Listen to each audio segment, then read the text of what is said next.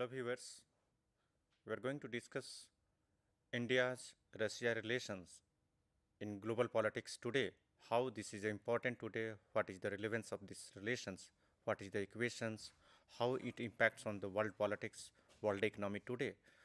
We know that today there is a G20 foreign minister meeting is going on in New Delhi, and day before yesterday in the last week there was the finance minister meeting is here. Uh, Yesterday night Russian foreign minister arrived here for the attending G20 meetings. So it is the very significant today to know, the discuss, explain what is the importance, relevance, and how this impacts on our relations, bilateral relations, foreign policy, in Indian relations, India foreign policy, how it is matter for today. So let's see what is the new world order, why it is important today India-Russia relations. Before the Russia, it was the Soviet Union. After the Second World War, it was the emerging one of the powerful states in the world politics, where India had a very good relations economically, financially, diplomatically, politically in the post Second World War. But today, after the 1991, yes, Russia is the very good friend of India, where they are ready to support time-tested friends.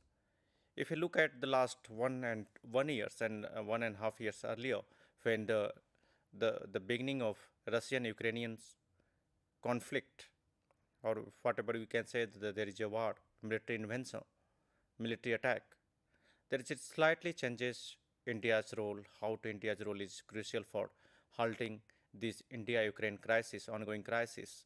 Lot of challenges. Your Prime Minister has given many references to trying to, your foreign minister, our foreign minister trying to halt this crisis. In last Shanghai Cooperation meeting, where President Vladimir Putin was there, including our Prime Minister, in that summit there is a sparking whatever the comment by the Indian Prime Minister. So it's what uneasy for the Soviet Union, Russia. So that time it is the Prime Minister say amounted to be in public domination, while the Chinese president was not ready to speak or endorse Putin's word or not criticize it. So there is a lot of challenges. There is a West versus East, Russia versus Americans conflict in the new world order. That's matter for India. India is a democratic country. Yes, US is our a very good friend, a strategic partnership as well as like the Russia. But there is some contentions. There is a area of divergence and convergence. So let's see what is the how this relation is matter for India today, Indian foreign policy. This is the picture that's showing the last meetings in Shanghai Cooperation in Samarkand, Uzbekistan, where Prime Minister quoted, it is not era of war, whatever in the reference of Russia-Ukrainian conflict. But we know a lot of security dynamics, regional and global levels has been changed. One side European Union is there, American is there, Turkey, Russia, India, China, all are indulged in this war. Not they are going to attack, but diplomatically they engage to how to stop this war in the era of globalization. If you look at the historical view, what is the patterns, cooperations, I already say Russia is the time-tested friend of India. Bilateral ties with Russia are the very key pillar of India's foreign policy. India sees Russia as a long-standing and time-tested friend. It play a very significant role in economic development and security cooperations. Russia and India also enjoy friendly mutual beneficial relations since the Soviet times. So, whatever the sphere of the cooperations, we can say the bilateral, especially bilateral cooperations into the political, security, economics, science and technology, anti-terrorism cooperations, space, culture, diaspora is also there. If you look at the history, where during the Cold War, India and the Soviet Union had a strong strategic, military, economic and diplomatic relations. It is the Soviet Union at the time of 71 crisis, Bangladesh crisis, we have a strategic and defense cooperations with the Soviet Union. During the Bangladesh crisis, it is the Russia, it is the Soviet Union who helped the India, direct or indirect. If you go through the market, defense market, India is the second largest market for the Russian defense industry and equipments. How this new world order defined, justify what are the components that impact on India's foreign policy, how the India-Russia relations is important today. We can say that there is a direct four-level impact on our bilateral cooperations, multilateral cooperations, regional cooperations, and that like the BRICS, SCO, NSG, United Nations Security Council, where Russia supports India stand for permanent candidature in Security Council.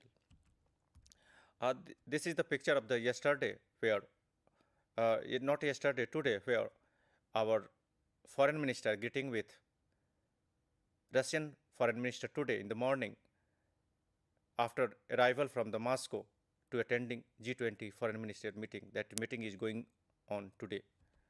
So this is the picture yesterday where Russian foreign minister Sergei Lavrov arrived for the meetings. It is the basically discuss many things about whatever the going in the international politics, international relations, especially Russia-Ukrainian conflict or war. What is the impact? How to manage Western versus Russia crisis and conflict in international community. So India can play the catalyst role, balance in the Russian-Indian relations, shifting towards New Delhi. Sometimes we care whatever the New Delhi view is different from the Moscow view. It is different from the Washington view. Russia still show their cooperations with the India. Whatever the gray area is, whatever we can say, due to the some of the challenges emerged after the Russian military attack on Ukraine.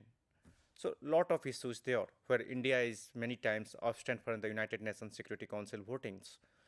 It is not openly support the Russia or Ukraine, but trying to convince Russia and Ukraine also to halt this ongoing military conflict. If you look at whatever the status of Russia and how this relation is important today, if there's a different dynamics of the regional cooperation, multilateral cooperation, or international cooperation, global cooperations. But this determinants also defined through the post-91 after the collapse of the Soviet Union. India and China was the emerging market, emerging powers in the world society, world politics. It is also dependent upon the China factor, US-China tensions, trade war is there, ongoing deepening US strategic cooperations. That is also tension for Russian perspectives. They considered India is moving towards in the periphery of Americans or Western cooperations. But still, the Russian-Chinese partnership intensify, break with the West, war against the Ukraine have a profound effect on Russian-Indian relations. Let's see what will be the outcome of the today meeting. If we go through the new world order, it is not today.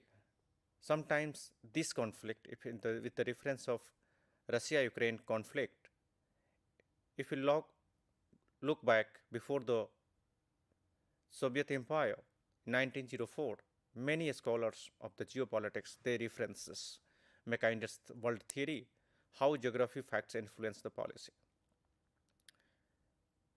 Ukraine geographically become the one of the center of politics, center of geopolitics in the whole Eurasia. The heartland theory that justify, that's why Moscow trying to recapture, trying to extend its boundary in the Eurasian or whatever the legacy of the Soviet Union, it going to claim at its own territory that was before 1991, it was the part of the Soviet Union. So there is a lot of theory, especially heartland theory. It mentions who rules East Europe command the heartland. Heartland means the whole Eurasia. Who rules the heartland commands the world island. Who rules the world islands command the world. That means the who is going to dominate the world. It is the unipolar, bipolar, or different polar.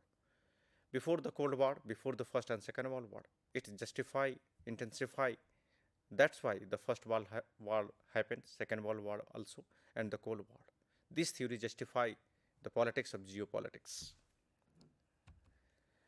So, if you look at after the October revolutions, the establishment of Soviet Union, but it collapsed in break off in 1991, that Russia re-emerged, reclaimed the legacy of Soviet Union in 1991. This is the geographical map.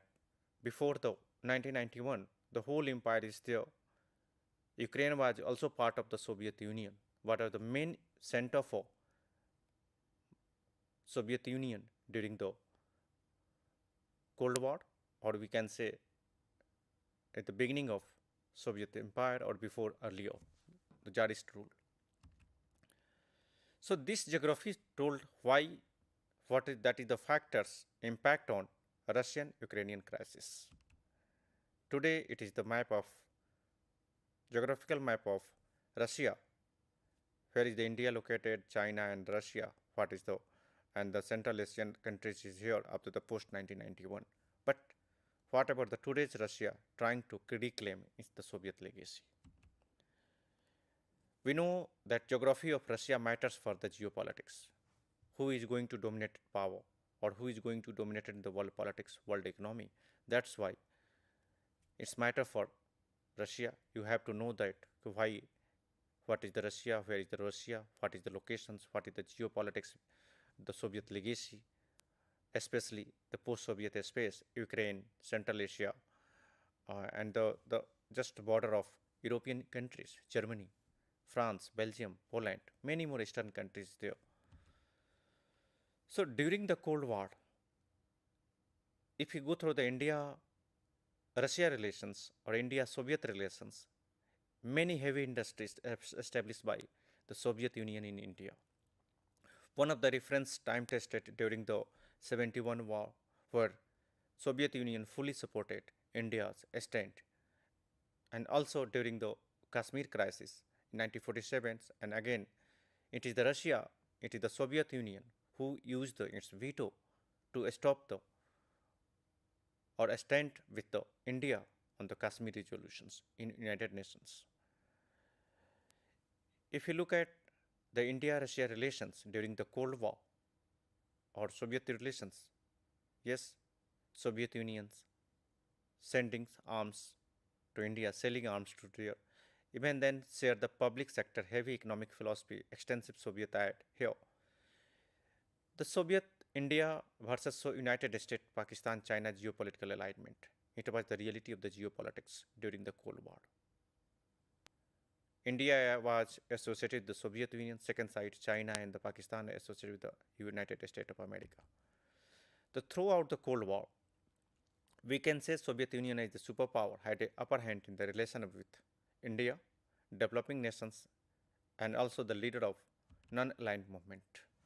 If we go through the whatever the condition, situation of the South Asia, that Indian subcontinent during the Cold War, after the independence of India to British India to the 1991, it is the South Asia where we can say India and Pakistan two different paths. India welcome economic aid from the both side, but it is not, it also accept be the one-sided. It's follow the path of non-alignment, while Pakistan feeling threatened from the India as well as the Soviet Union.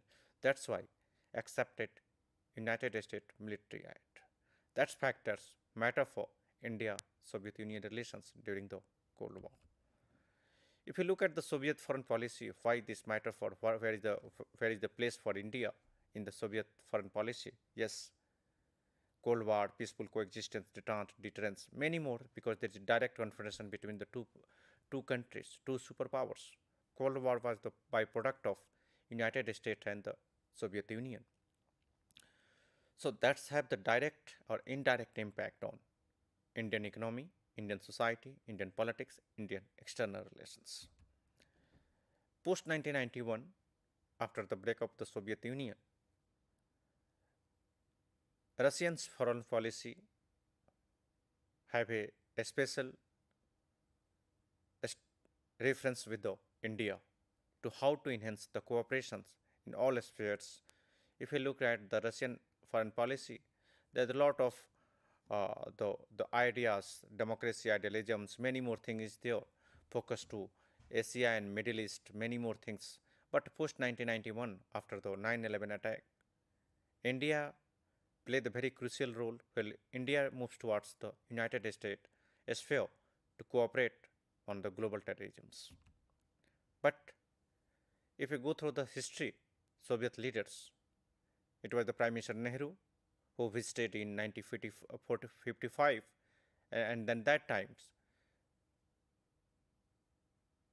Nikita Khrushchev, who also visited here India to enhance the cooperations during the Cold War, the first decade after the independence. We have the very good bonding of cultural and economic cooperations before the 1947. So if you look at Soviet leaders, Lenin, Stalin, Khrushchev, Brezhnev, Gorbachev was the last president of the Soviet Union. They played a very crucial role to enhancing cooperation with India during the Cold War.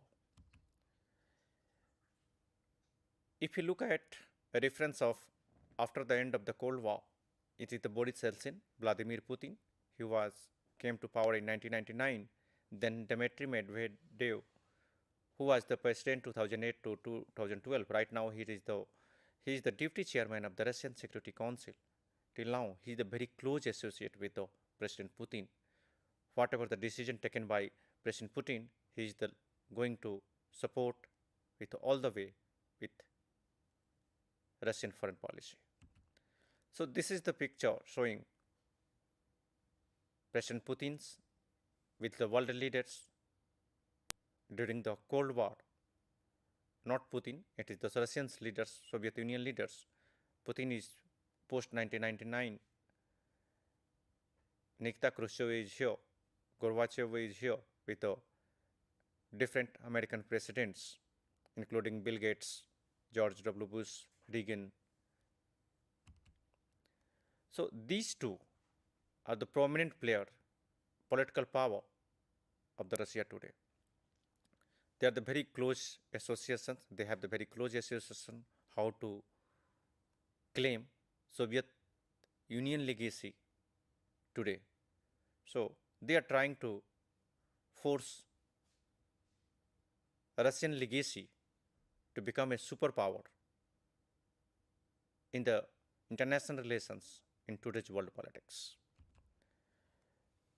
In the post-Cold War, if you look at the reference of India-Russia relations, it was the Prime Minister Narasimha Rao, the 4-day visit to the Moscow to enhance cooperations with the economic, defense, trade cooperations. That time there was the meetings Rao and Boris Yeltsin in the Moscow.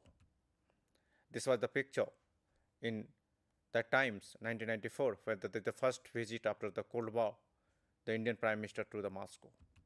Then second, if you look at Prime Minister Manmohan Singh has had very good cooperations relation with the President Putin's. There is a lot of engagement agreements, especially defense agreement, economic cooperations, and many more things, areas of energy, nuclear supply groups, many more things is there with the Manmohan Singh. One of the brightful era for India-Russia relations. Again, Vajpayee was there, Prime Minister Vajpayee was there, and Putin, it is the signed agreements post 1998. If India, at that time, India conducted nuclear test in 1990, it was the Russia first country who supported the India state nuclear test for the peaceful coexistence in the world community. Another dimension that is mentioned, the defense and strategic cooperations between the India and the Russia post-Cold War. In October 2000, where President Putin visit to India, there is an agreement for the strategic partnership. That joint development, cooperations, marketing of advanced defense technology and the systems. BrahMos missile. Today, it is the one of the missile systems that is the example of cooperations, joint venture, joint defense cooperations, multi-transport aircraft in the Air Force, Sukhoi 30 aircraft, T-90 tanks, many more things. It is the product of the Russia who gifted by Russians leaders defense industry to the India under the strategic partnership. If you look at a strategic partnership, especially in defense sector, BrahMos is the one of the missiles, Sukhoi is there, and many more tanks, guns. We are still the Indian forces, especially military and air force, using Russian-made weapons to defend our border. If you look at the military hardware, there is a today's news published in the newspaper about the S-400. The third section of the S-400, whatever the agreement between the India and the Russia, it is arrived for under the Make in India initiatives to reinstall S-400. We know Russia played a very important role in assisting Indian Navy as well as Air Force. Many more things is there. 9 of the 14 conventional submarines operated by the India are Russians. So you know that Vikramaditya aircraft, many more things is there. We are totally dependent upon Russian supplement of defense equipments. This is the pictures that's the S-400 defense missile systems. That is very important. It was also used in by Russia in the Ukraine attack. It is also hand over to the China. India is the third or fourth country who has this kind of the advanced equipments that is known as the S-400 missile shield deal. India already saw this on the last Republic Day. S-400 air missile defense systems. The BrahMos is this one. That is the defense export plans is there under the Make in India project. It is the joint venture. Nuclear energy also, Russia is supporting. It is the nuclear power project in Kundakulam where it is helping and supporting by the Russia. India and Russia is working together on the Moon mission Chandrayaan-2 and human space flight project also. Many more. There is a working group on the science and technology that is working for the advancement of technology, cooperations, and especially defense cooperations to protect borders and common interest in the global society, global relations. Finally, we can say, if you look at India and Russia relations, it is the time-tested, it is the long-standing mutual cooperations. This is based on the mutual cooperations, especially strategic and defense cooperations. In Russia always support India's stand in the world politics, international society. But if you look at the last 1 year, there is a lot of challenges coming due to the Ukraine conflict or Ukraine crisis, Russia, Ukrainians military conflict, where India is not openly going to say anything, no comment about, but whatever the comment by the prime ministers during the last meeting in 22 SCO, it was not when the Russia feel the uncomfortable with that statement, but Indian Foreign Minister S. Jaishankar is trying to convince that what was the role of India during this ongoing Russia-Ukraine conflict, how to manage it. There is another factor, so the China factor is there in the India-China relations. That also matter for India because in 2020, during the pandemics, there is just some confrontation which in the Galwan Valley, the post-Galwan bloodbath, where our soldiers' martyrs with the confrontation of the Chinese soldier in 2020. So there is a lot of constant Pakistan factor is there, economic recessions, many more things there in the world society, international relations, but it is a good time for the India. G20 event is going in across the cities in India, where Russian foreign minister is here to attend these meetings, or later in the next after the 4 to 5 months, Russian President Putin will be here to attending G20 meeting of head of the state. That will be the very crucial for India's role in international relations today. It is landmark achievements for the world politics, international relations. We can say India can, it is the time for India to play its strength at the global stage, like whatever we are going to accept the decisions going to control and other things, whatever the outcomes of the G20s, it doesn't matter for the foreign policy. But right now, India's foreign policy play the crucial role for Moscow's view in the new world order. Thank you.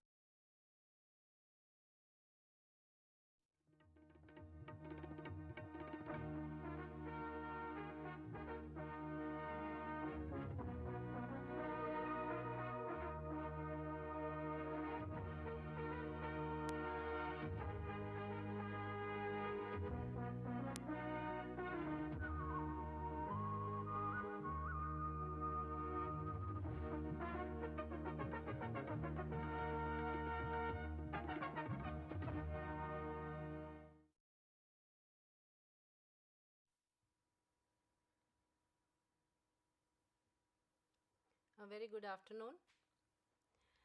Cancer is a word which will send a shiver down anybody's spine. And you can imagine how you will feel if you are diagnosed or if you are told that you are suffering from cancer. So today, under the Azadi Ka Amrit Mahotsav series, we will be discussing about cancer, its identifying features, causes, and some preventive measures. To discuss all this, we have with us here Dr. Manoj Sharma, who is previous Director Professor of Maulana Azad Medical College, and also he is now Consultant in charge of Clinical Oncology in Delhi State Cancer Institute. Welcome, Dr. Saab, to this very important topic and session for today. तो हम हिंदी और English दोनों में बात करेंगे so that हमारे सभी श्रोता और समझ सकें और जान सकें because we have the slides in English so we will prefer to speak in Hindi so that everybody can understand. So cancer के ऊपर हम बात करेंगे जो कि एक बहुत ही ख़तरनाक बीमारी समझी जाती है, लेकिन ये कितनी ख़तरनाक है और क्या हमें इससे डर कर रहना चाहिए, या अगर हम कुछ एहतियात करें तो शायद हमें यह ना हो, कैसे पहचान में आ सकती है, कैसे हम इससे बचाव कर सकते हैं और हम इसका इलाज भी कैसे करा सकते हैं, वो सब के बारे में हम आपसे आज प्रश्न पूछेंगे. तो आप मुझे बताइए कि हम एक डॉक्टर के पास जाते हैं, डॉक्टर हमारे को बताता है कि ठीक है आपको कैंसर है, तो क्या हमें भी ज़रूरत है कि हमें ये पता हो कि कैंसर के क्या लक्षण हैं और कैंसर कब हमें जांच के लिए जाना चाहिए, क्योंकि अगर हमें लक्षण नहीं पता होंगे तो शायद हम जांच के लिए भी ना जाएं. तो शुरुआत में मैं चाहूँगी that you can tell us about science and symptoms of cancer. देखिए, शुरू तो मैं आपको इस जिन्हें हम mother of oncological sciences in India कहते हैं, पद्म विभूषण डॉक्टर वी शांता रही नहीं, उन्होंने आज से करीब 25 साल पहले, जब मैं ये कैंसर अवेयरनेस प्रोग्राम के लिए इंडियन सर्वे के लिए निकला था कि लोगों को कितना कैंसर पता है, कितने परसेंट, तो उन्होंने एक सेंटेंस लिख के दिया था जो कि आज उस कैंसर इंस्टीट्यूट अडियार चेन्नई पे वो बना हुआ, बोर्ड बना हुआ है कि it's not the fear of disease, it's delay of the getting treatment. डर इस बात का नहीं है कि कैंसर हो गया है, पर डर इस बात का है कि उसकी पहचान देर से हो रही है। इसलिए अब पहचानने के लिए कैसे पहचान हो, लोग कहते हैं अरे हमें तो साधारण सी खांसी थी, तो हम इसलिए उसके पहले हम कैसे पहचानें और हम अपना ज्ञानवर्धन कैसे करें, इसके लिए हम ये बताना चाहते हैं कि जितने भी कैंसर हमारे शरीर में पाए जाते हैं उनके लक्षण, साइन, सिम्टम्स ज़रूर होते हैं, पर बात ऐसी है कि उसे लेके टाल दिया जाता है। और इसलिए हमें पहले ये पता लगाना चाहिए कि ऐसे कौन से हमारी आदतें हैं, लाइफस्टाइल जिसके बारे में मैडम ने बताया, कि हम उनको पहले पहचानें, क्योंकि उनसे बहुत सारे कैंसर्स जुड़े हुए हैं। और यदि ये लक्षण हमारे पास बराबर रहते हैं तो हमको फिर उनको जाके दिखाना पड़ेगा। मतलब यदि वो बराबर बने रहते हैं तो हमें उसे जाके उसका परीक्षण कराना। ये नहीं है कि हम उसके बारे में कोताही बरतें या लापरवाही बरतें। तो चलिए आगे देखते हैं कि वो कौन से लोग हैं जिनमें हमें समझना होगा कि हमें अपनी आदतें बदलें, नहीं तो हमें ख़तरा हो सकता है। अब उसमें ये है कि बड़ी आरामदेह ज़िंदगी, कसरत न करना, बराबर मांसाहारी भोजन, नॉन वेजिटेरियनिज़म का मतलब खाना खाना। आजकल एक नया फैशन चला है कि लेट मैरिजेस होती हैं और मातृत्व का दायित्व जिसको मदरहुड कहते हैं वो नहीं लेना चाहती हैं, या बच्चे को दूध नहीं पिलाना चाहती हैं, कहती हैं कि हमारे स्तन का शेप बदल जाएगा। तीसरी बड़ी इम्पॉर्टेंट चीज़ है कि हम आज स्वच्छ भारत की बात कर रहे हैं, पर स्वच्छ मानव की बात भी हमें करनी पड़ेगी। और वो स्वच्छता कहाँ? स्वच्छता हमारे दांतों में, हमारे मुंह में, स्वच्छता गुप्तांगों में, स्त्रियों के गुप्तांगों में, पुरुष के गुप्तांगों में। और उसके बाद आज एक चीज़ बड़ी प्रचलित हुई है जिसको हम फ्री सेक्स कहते हैं। सेक्सुअल हैबिट्स, जो हमारे यौन की आदतें हैं, वो बहुत बिगड़ती जा रही हैं। उसके लिए कई चीज़ें जिम्मेदार हैं जिसे हम यहाँ डिस्कस नहीं करेंगे, पर उसमें क्या होता है ना कि एक इन्फेक्शन जिसको संक्रमण कहते हैं उसके चांसेस होते हैं। आप देखिए किस तरह से एड्स का इन्फेक्शन फैला है, उसी तरह से ये ह्यूमन पेपिलोमा वायरस का इन्फेक्शन भी इसी प्रकार से फैलता है। वह न कि सिर्फ गुप्तांगों में फैलता है, पर गलत सेक्सुअल हैबिट्स के कारण वो मुंह और गले में भी चला जाता है। तो ये बड़ी गंभीर बात है। लोग इसे शर्माते हैं इसको टीवी में बताने पर। अब हमें लगता है हमें खुल के बोलना पड़ेगा इसके बारे में। फिर हम आते हैं तंबाकू के ऊपर। तंबाकू से पता नहीं कितने स्थानों का कैंसर होता है, मुंह का, गाल का, मसूड़े का, गले का, सांस लेने की नली का, फेफड़ों का, ध्वनि यंत्र लैरिंग्स का, पेट का, और क्या कहते हैं आप जो है आपका जब वो खून में हो के पेशाब के रास्ते जाता है तो पेशाब की थैली का कैंसर। फिर हम आज बात कर रहे हैं अल्कोहलिज्म की। हमने सुना है, कल कोई बता रहे थे गुड़गांव में रेस्टोरेंट से ज़्यादा पब खुल गए, लोग बहुत शराब पीने लगे। एक फ्यूचर की बात बता रहा हूँ जिसको WHO ने, वर्ल्ड हेल्थ ऑर्गेनाइजेशन ने पोटेंशियली कार्सिनोजेनिक कहा है, और स्कैंडिनेवियन कंट्रीज़ ने इसको सिद्ध कर दिया है। जो लोग हर समय मोबाइल फ़ोन कान पे लगाए रखते हैं, इसके नतीजे आज ऐसे ही नहीं दिखाई पड़ रहे हैं जैसे कि आज से 30-40 साल पहले बीड़ी, सिगरेट और खैनी, तंबाकू से लोगों को नहीं पता था कि कैंसर होता है। तो ये आगे आने वाले समय में भविष्य के लिए हमें इन मोबाइल से होने वाले कैंसर के खतरे के लिए भी तैयार होना पड़ेगा। तो मैंने आपको गिनाया कि खान पान, जीवन यापन पद्धति, तंबाकू, अल्कोहल, मोबाइल फ़ोन, स्मोकिंग और मातृत्व का दायित्व हैं, ये सब चीज़ें हैं, लेट मैरिज करना, ये सारी चीज़ों को आप ध्यान रखिए और अपने को इसके ऊपर ज़रा ध्यान से इसे देखिए। तो सर ये this is a very important thing that you have told everybody कि लाइफस्टाइल डिजीज़ है, कैंसर भी है, कि अगर आदमी लाइफस्टाइल को मेंटेन करेगा एक ठीक तरीके से तो जो है। लेकिन एक और बहुत इंपॉर्टेंट पॉइंट जो आपने बताया वो ब्रेस्ट फीडिंग है। तो ब्रेस्ट फीडिंग नहीं करने से क्या मदर के ऊपर, क्योंकि ये तो हमें पता है कि breast feeding is very important for the baby, बच्चे को ब्रेस्ट फीड करने से बच्चे के ऊपर बहुत सारे फ़ायदे होते हैं, उसको इन्फेक्शन नहीं होती है, उसकी ग्रोथ ठीक होती है। लेकिन क्या माँ को भी इससे कोई बचाव है? ये तो एक शायद नई चीज़ होगी जो बहुत सारे लोगों को नहीं पता है। देखिए, आज से 30-40 साल पहले जब मैं अपनी एमडी की थीसिस 50 साल पहले कर रहा था, तो उसमें ये ब्रेस्ट फीडिंग का डिटेल लेना ज़रूरी था। ब्रेस्ट कैंसर पे मेरी थीसिस थी। पर आज एक थोड़ी नई थ्योरी भी निकल आई है और वो मोटापा है, जिसको मैं अगली स्लाइड में बताना चाहता हूँ। और वो मोटापा है कि शरीर में जब चर्बी इकट्ठा होती है तो उसमें जो कैंसर कारक हार्मोन है ईस्ट्रोजन, जो कि काफ़ी रिस्पॉन्सिबल है, वो इकट्ठा होता है। दुर्भाग्य ये हुआ है कि हमारे देश में समृद्धि का प्रतीक जो है वो मोटापा है, एक थुलथुल शरीर है।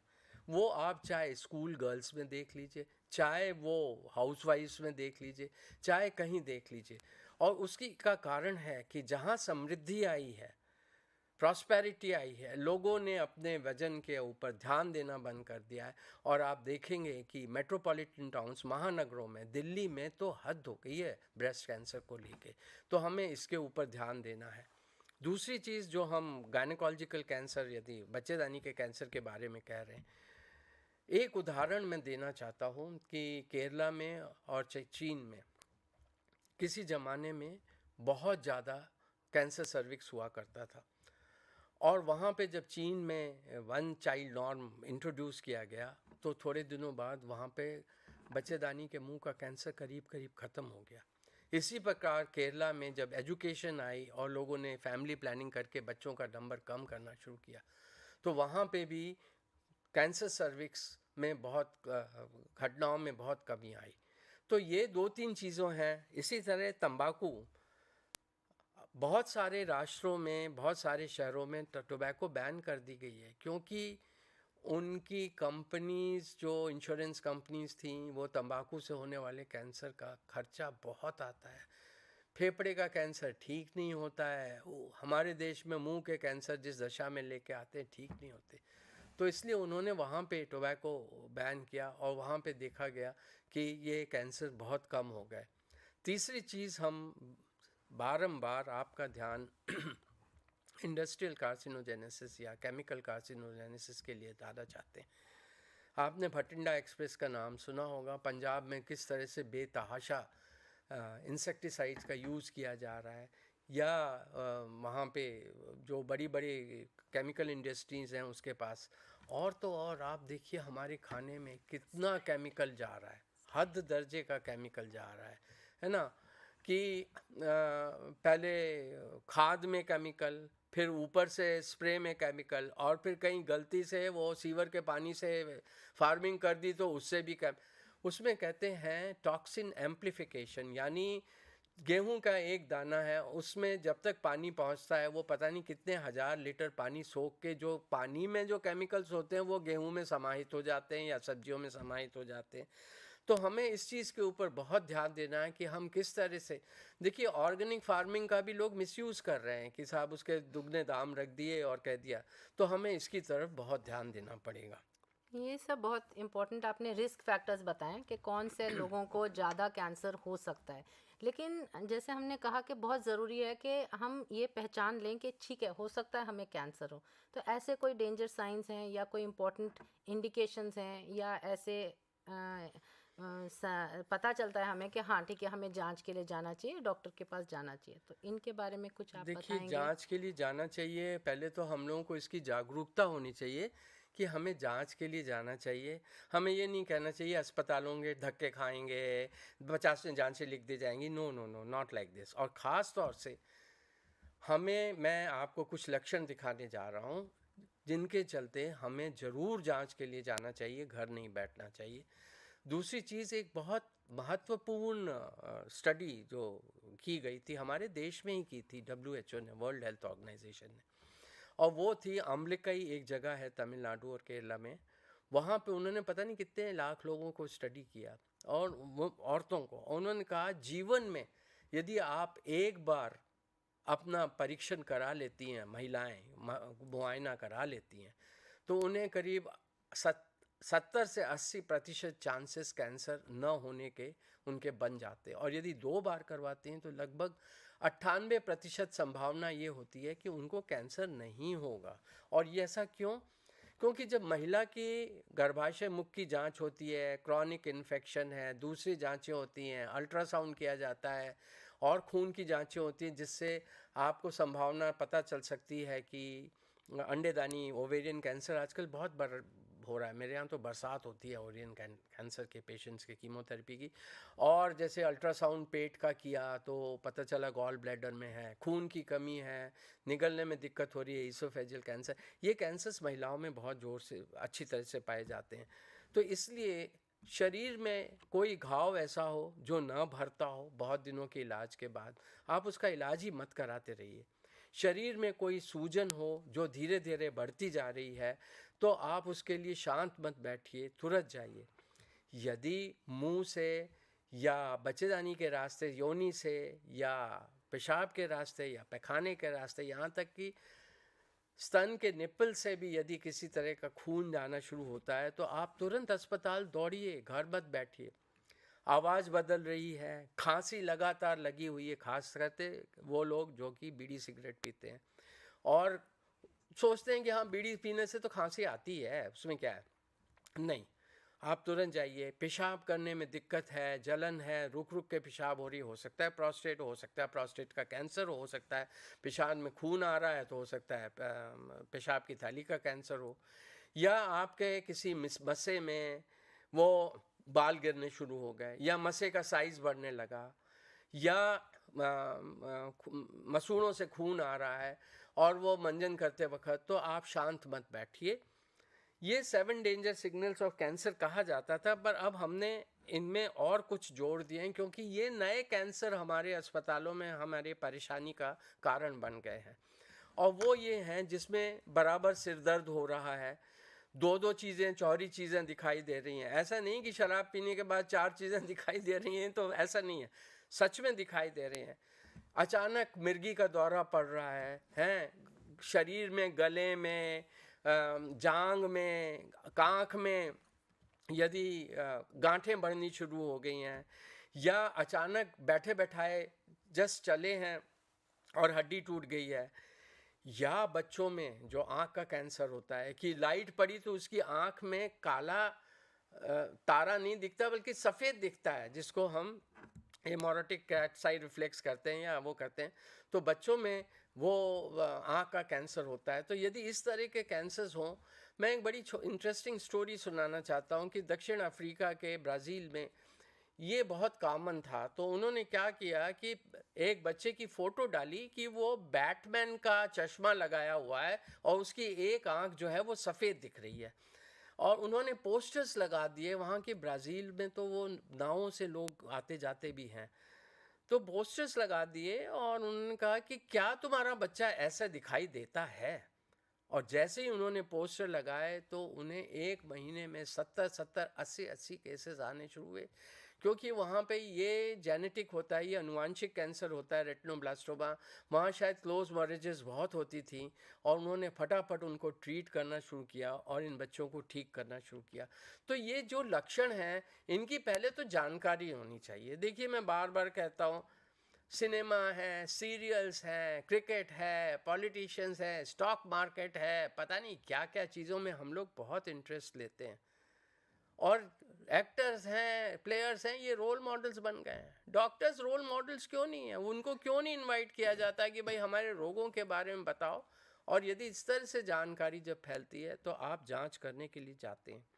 अब चलिए आते हैं कि ये आपने सर बहुत अच्छी एक चीज़ बताई कि ये इंडिकेशंस हैं जो बहुत ज़रूरी हैं, लेकिन इसके साथ मेरे ख्याल में एक चीज़ और बतानी ज़रूरी है कि कोई उम्र नहीं होती कैंसर की। कई कैंसर्स जो हैं वो बचपन में होते हैं, कई जवानी में होते हैं, कई बुढ़ापे में होते हैं, कई अधेड़ उम्र में भी होते हैं। तो कैंसर ऐसी बीमारी है जो किसी भी उम्र में नहीं, हम ये सोचते हैं कि ठीक है 60 से ऊपर हो जाएंगे तब जांच कराएंगे क्योंकि तब शायद ज़्यादा जो है कैंसर होने के चांसेस हो जाएंगे हमें, लेकिन ऐसा नहीं है। अलग अलग तरह के कैंसर अलग अलग वर्गों में अलग अलग उम्र में आते हैं। और दो और बहुत इंपॉर्टेंट बात जो आपने बताई, जो मैं फिर से स्ट्रेस करना चाहूँगी, कि एक आपने बोला कि रेगुलर जो चेकअप अगर करें, जैसे आपने बताया, जैसे पैप्समियर हो गया, ब्रेस्ट एग्जामिनेशन हो गया, तो वो भी इन लक्षण के साथ, लक्षण हो या ना हो, नहीं होने पे भी कुछ रेगुलर जांचें कुछ उम्र के बाद शायद कराते रहना चाहिए। ये एक बड़ी इंटरेस्टिंग बात हम सबको बताते रहते हैं, ये नाखून और ये बाल, इनको छोड़ के शरीर के किसी भी अंग में कैंसर हो सकता है। ये बड़ा समदर्शी है, ये न एज छोड़ता है, न रंग भेद करता है, न जात का भेद करता है, न उम्र का भेद करता है। वो किसी भी बच्चे या बुढ़े को हो सकता है, किसी भी जात के लोग को हो सकता है, किसी भी स्त्री या पुरुष को हो सकता है। तो ये किसी के साथ रंग भेद नहीं करता, किसी तरह का भेदभाव नहीं, ये कभी भी हो सकता है। ये मत कहो कॉन्स्टिट्यूशन कि ज़्यादा वाई पढ़ी मी है शायद वाई मी, हमारे कंट्री है। की, हमारे कंट्री की कॉन्स्टिट्यूशन शायद ज़्यादा पढ़ी होगी कैंसर ने। हाँ, अच्छा एक चीज़ मैं बताना चाहता हूँ जो अभी हम सिम्टम्स के ऊपर और बताना चाहते हैं। देखिए, ये जो सिम्टम्स मैं बताऊँगा ना, आप ये मत सोचिए कि हाँ ये जान करके तुरंत जांच करा। कभी कभी ये सिम्टम्स उन हालत में होते हैं जबकि रोग काफ़ी बढ़ चुका होता है, तब सिम्टम।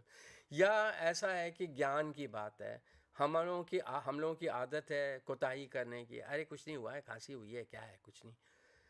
ये सिम्टम्स यदि परसिस्ट कर रहे हैं तो हो सकता है रोग आपके सीमा के बाहर चला गया हो, उसका इलाज करना मुश्किल हो सकता है। इसलिए इसकी अनदेखी मत करिए। इसीलिए आज की जो कैंसर रिसर्च है उसके ऊपर बहुत ध्यान दिया जा रहा है कि कैंसर का निदान, डायग्नोसिस तब हो जाए जब इसके लक्षण ही ना पैदा हुए हैं। Before the symptoms appear, cancer can be cot.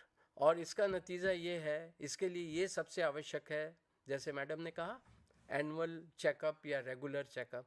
बस एक ही चीज़ है, इसमें इंश्योरेंस कंपनीज बहुत कमा रही हैं। आप देखते होंगे एडवर्टीजमेंट्स में कि जहाँ चेकअप करा लो, चेकअप करा लो।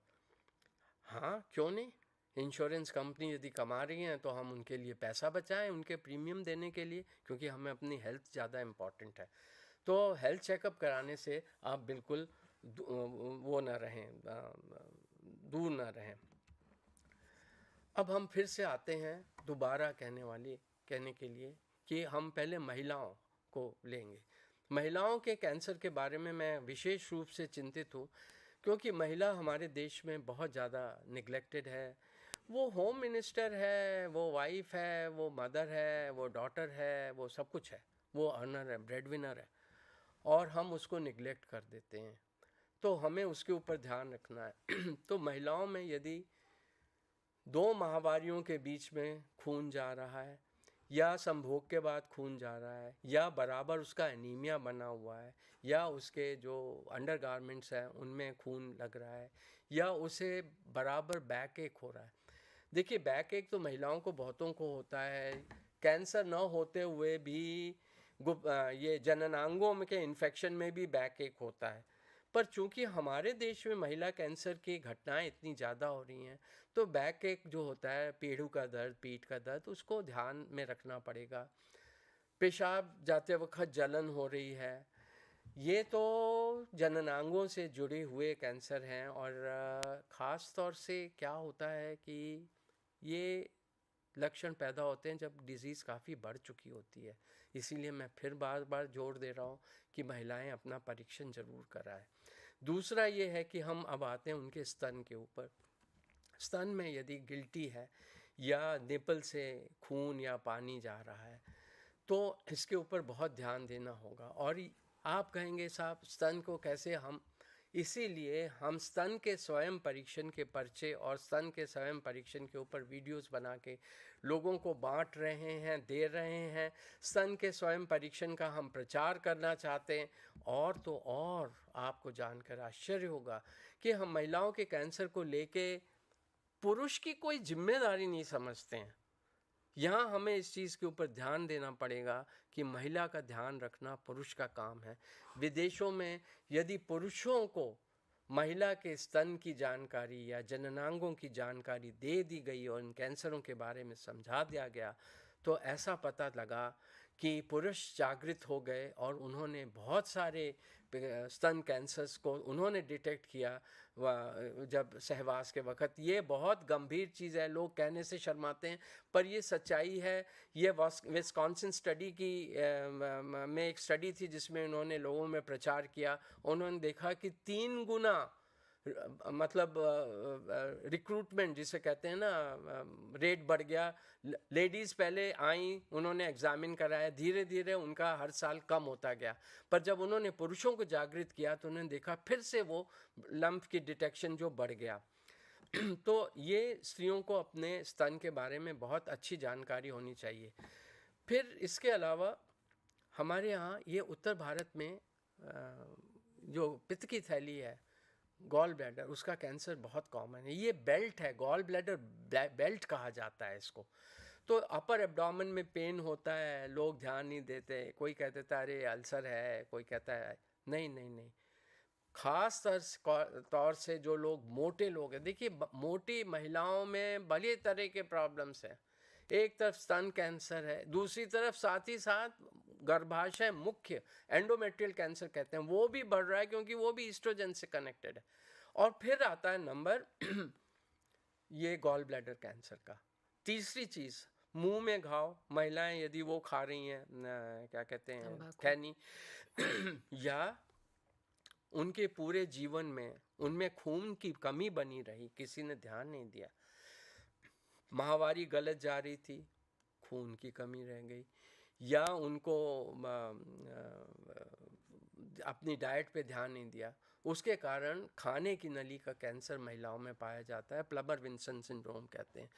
तो इसलिए ही मैं कहता हूँ कि यदि परीक्षण कराएंगी महिला तो उनकी खून की कमी दूर होगी, कैल्शियम की कमी जो कि उनमें जल्दी से कैल्शियम झड़ता है और फ्रैक्चर होता है उसकी, और इन्फेक्शंस जिसके कारण बच्चेदानी के कैंसर का खतरा रहता है, उससे मुक्ति मिलेगी। अब हम आते हैं पुरुषों में। पुरुषों में ख़ास तौर से जो तंबाकू खाने और पीने वाले हैं उनके साथ बड़ी प्रॉब्लम है। और उनके मुंह में यदि सफ़ेद पैच है या लाल पैच है, या खाने में चीनी मिर्ची ज़्यादा महसूस होती है, मुंह में घाव है, बराबर खांसी रहती है, पेशाब में खून जाने लगा है, पैखाने के रास्ते खून जाने लगा है, या शरीर में गले में गांठें पैदा हो गई हैं, तो वो तुरंत जाके डॉक्टर को दिखाएं। तंबाकू के बारे में आपको पहले ही बता चुका हूँ। बड़ी आंत का कैंसर बड़ी तेज़ी से बढ़ता देखा गया है, उसके ऊपर हम कभी बाद में डिस्कस करेंगे। पर फिर मैं यही कहूँगा कि जीवन यापन पद्धति में जो खाने में गड़बड़ियाँ हो रही हैं उसके कारण आंत के कैंसर को में बढ़ोतरी आई है, ऐसा कहा गया है। अब हम आते हैं बच्चों में। ये बता दूं कि बच्चों के कैंसर ठीक हो जाते हैं यदि उन्हें शुरुआती हालत में पकड़ा जाए। तो जैसे कोई बच्चा बहुत पीला दिख रहा है, एनीमिया है, उसको बराबर फीवर है, दांतों से खून जा रहा है, या बच्चा एक्टिव नहीं है, या उसकी गांठें गले में हो रही हैं, पैर में सूजन आ गई है, या सफ़ेद आँख में सफ़ेद दिखाई दे रहा है, या पेट में सूजन हो के पेट फूलता जा रहा है, इस तरह की चीज़ों, या उसको मिर्गी के दौरे पड़ रहे हैं, तो ये बच्चों में पाए जाने वाले कैंसर हैं, लिम्फोमास हैं, लिम्फेटिक ल्यूकीमियाज हैं, रेटिनोब्लास्टोमा हैं, विल्म्स ट्यूमर हैं, इनसे जुड़े लक्षण हैं, और ये यदि इलाज करें तो ठीक हो जाते हैं। तो इसका हमें ध्यान रखना चाहिए। एक चीज़ मैं यहाँ से बोलना चाहूँगी कि क्योंकि हम कैंसर की बात कर रहे हैं तो हम कैंसर से जुड़े हुए बहुत सारे लक्षण डिस्कस कर रहे हैं, सो मेनी सिम्टम्स जिससे कैंसर प्रेजेंट करता है, लेकिन ये ज़रूरी नहीं है कि कैंसर हो। तो जो सिम्टम्स हम देख रहे हैं उससे डर कर और ये खौफ में बैठ कर के हाँ हमें कैंसर है हम नहीं जाते, नहीं करना चाहिए, क्योंकि ये बहुत सारी और बीमारियों के भी लक्षण हैं जो कि ठीक हो सकती हैं। तो दोनों चीज़ें इंपॉर्टेंट हैं कि जो लक्षण हैं, एक तो इसलिए क्योंकि वो दूसरी बीमारियां हो सकती है, और दूसरा इसलिए कि अर्ली डिटेक्शन हो जाए कैंसर की, ताकि हमारा इलाज जल्दी शुरू हो और हम ठीक हो सकें। अगर हम जल्दी जाएंगे तो इलाज शायद पूरा तरह से हमें ठीक कर सके। तो शायद दोनों चीज़ें ये ज़रूरी हैं सर। डॉक्टर साहब आप ये बिल्कुल सही कह रही हैं, क्योंकि बात ऐसी है कि आजकल हमारे पास जो मरीज़ आते हैं उनमें से बहुत सारे लोग ये कहते हैं हमें तो इसका पता ही नहीं था, या हमें तो कुछ नहीं हुआ था, या इसकी जानकारी नहीं है ना। और वो सोचते हैं कि अरे छोटा मोटा है, दवाई खा ली ठीक हो गया। पर हमें शारीरिक स्वास्थ्य के ऊपर यदि सिम्टम्स हैं तो उनका परीक्षण कराना चाहिए। वो बात दूसरी है कि अस्पतालों की भीड़ है, पर यदि आपको कैंसर की जानकारी है तो आप उस तरह के लक्षण होंगे तो आप तुरंत जाएंगे। कैंसर एक महामारी के रूप में आने वाला है या आ रहा है, मैं ये अतिशयोक्ति नहीं हूँ कह रहा हूँ। यदि आप राष्ट्रीय कैंसर लेखागार के आंकड़े देखें तो आप में इस बात को मान लेंगे। तो बहुत सारे टाइम आप देखेंगे सर, ऑर्गेनाइजेशंस जो हैं वो एनुअल चेकअप के लिए बोलते हैं और बोलते हैं कि ठीक है आप 40 साल की उम्र के बाद रेगुलरली चेकअप करिए, या अगर आपकी फैमिली में ब्रेस्ट कैंसर की हिस्ट्री है तो आप एनुअल चेकअप करिए। तो एनुअल चेकअप में अच्छा भला पैसा भी लगता है। आप प्राइवेट हॉस्पिटल में जाएंगे तो पूरे पैकेजेस हैं, इन्वेस्टिगेशंस में भी पैकेजेस हैं। तो क्या ये सब एनुअल चेकअप कराने चाहिए, अंधाधुंध कराने चाहिए, किसी सोच के हिसाब से कराने चाहिए? कौन सा एनुअल चेकअप कौन सी उम्र में कराना चाहिए? क्योंकि बहुत सारी जानकारी अवेलेबल है, लेकिन कौन सी जानकारी ठीक है और कौन सी जानकारी ठीक नहीं है, ये थोड़ा सा मुश्किल है डिसाइड करना।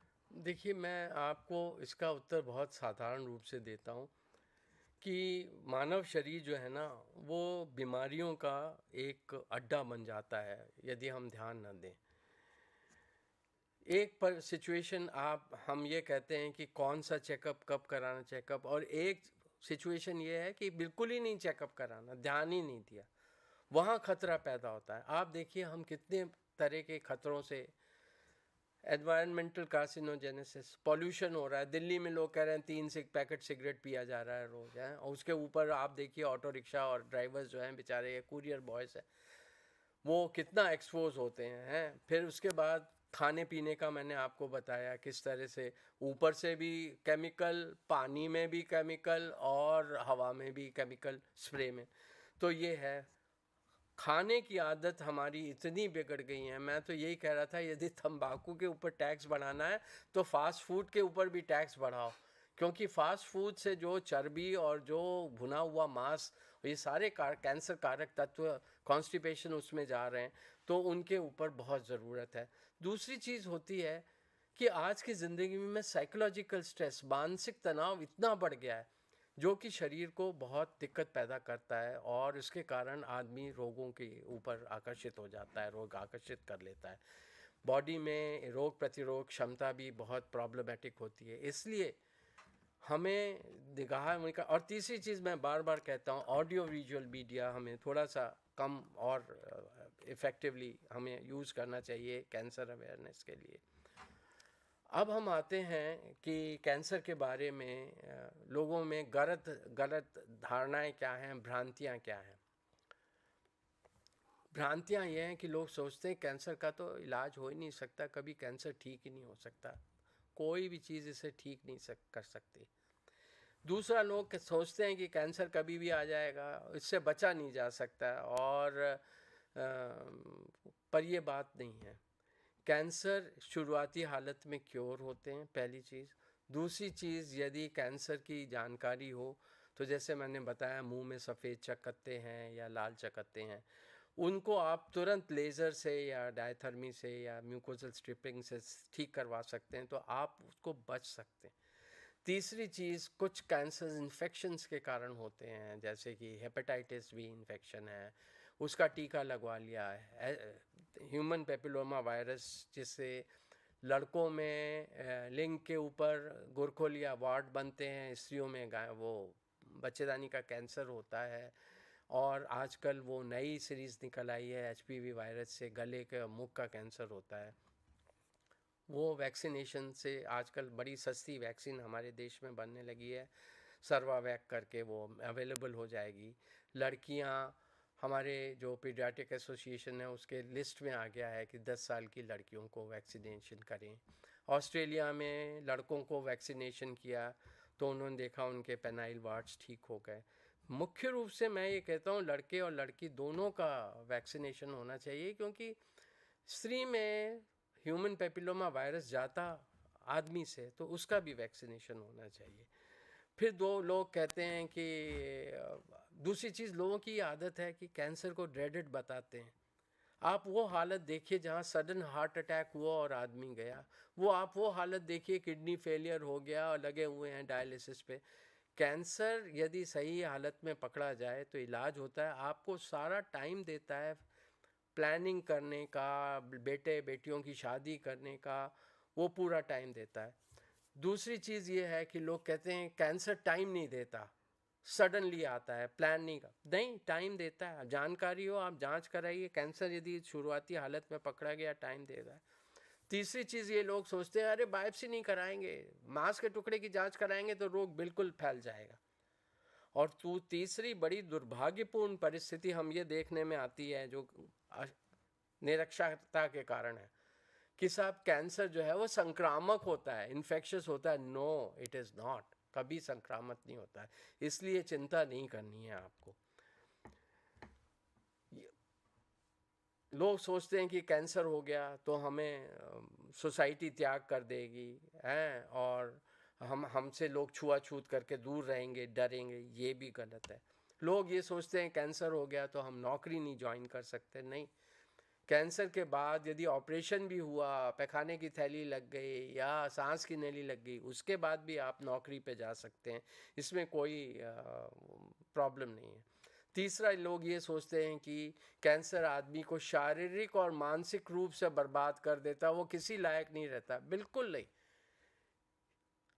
हरे हमारे धर्म में, हमारे धर्मों में, देश के धर्मों में अपने को अंदर से मजबूती देने के लिए इतने हम लोग धार्मिक हैं कि हमें मजबूती लानी चाहिए। तीसरी चीज़ ये कहते हैं कि कैंसर बार बार आता है, बार बार आता है, ऐसा नहीं। यदि जांच कराते रहें तो बार बार आए भी तो वो ठीक हो जाता है। तीसरी, लोग कहते हैं इलाज की सुविधा नहीं है, पहले अस्पताल तो जाइए।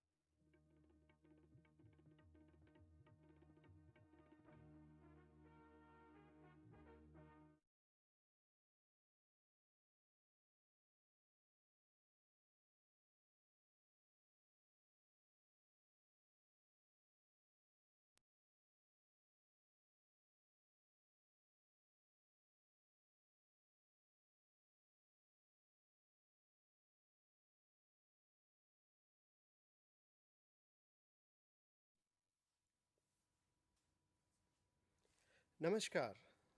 Dear viewers, today we'll be discussing a very important topic in the field of climate change. The topic is land and ocean based technologies to mitigate climate change. We know fully well that climate change is a global issue. It is affecting our daily life, livelihood, and also every aspect of our well being is affected by climate change. If you see in the past century, the average global surface air temperature has increased by 1 degree centigrade. And beyond doubt, this issue of climate change has to be taken very seriously, and it's definitely a cause of concern because a lot of finances required, and livelihood security, food security, nutrition security, soil security, in every aspect will be influenced by climate change. Having said this thing, today we'll be discussing the technologies that can be very helpful to mitigate climate change, In other words, that will reduce the greenhouse gas emissions from the atmosphere. If you see in the last decade since the Paris Agreement, now and then we have started talking about the ways, the practical solutions, how to address the issue of climate change. And in fact, in the Paris Agreement, it was stated categorically that the global surface air temperature, the increase in global surface air temperature should be well below 1.5 degrees centigrade. We should take all the steps possible so that the global surface air temperature is well below 1.5 degrees centigrade. But however, if you see in the last century itself, the global surface air temperature has increased to an extent of 1.07 degrees centigrade. So now the condition is very sticky. In other words, we need to take the steps very fast. Subsequent to the Paris Agreement in 2015, and it came into existence, came into force in 2016. Thereafter, if you look at it in the Conference of Parties, 27, latest one is 27. In that Conference of Parties that was held in Sharm el Sheikh, it was reiterated that the measures has to be taken very seriously as far as the goal of Paris Agreement is concerned, and every country has to take certain policy decisions on climate, on energy, and every sector as far as the climate mitigation is concerned, and of course the adaptation. The main outcome, if you look at it as far as the COP27 Conference of Parties that was held recently in the last year in 2022, Sharm el Sheikh, is loss and damage fund. That was the first important outcome of the conference. The second important aspect as far as the outcome is concerned, it is adaptation fund. So adaptation has to be there on the natural resource management, on agriculture sector, on the use of water, and even the technology aspect, the renewable energies sectors. So everything has been focused in the last conference, COP27. Also, very importantly, the focus was on the net carbon technologies, zero carbon technologies.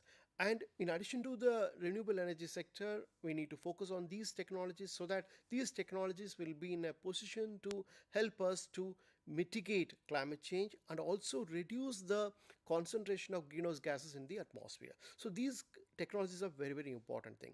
So in the side by side, if you look at it, there are many technologies are developing, innovative technologies are coming out, and one important technology is that how best we can manage the imbalance in the solar radiation, that is the solar radiation reaching the earth's surface and the outgoing solar radiation from the terrestrial environment.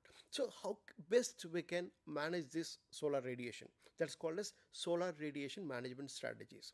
And this is also possible, but this is a kind of it was a very it will have an impact only for the shorter period of time. So we need to focus on much longer perspective. Okay, so let us see one by one the technologies.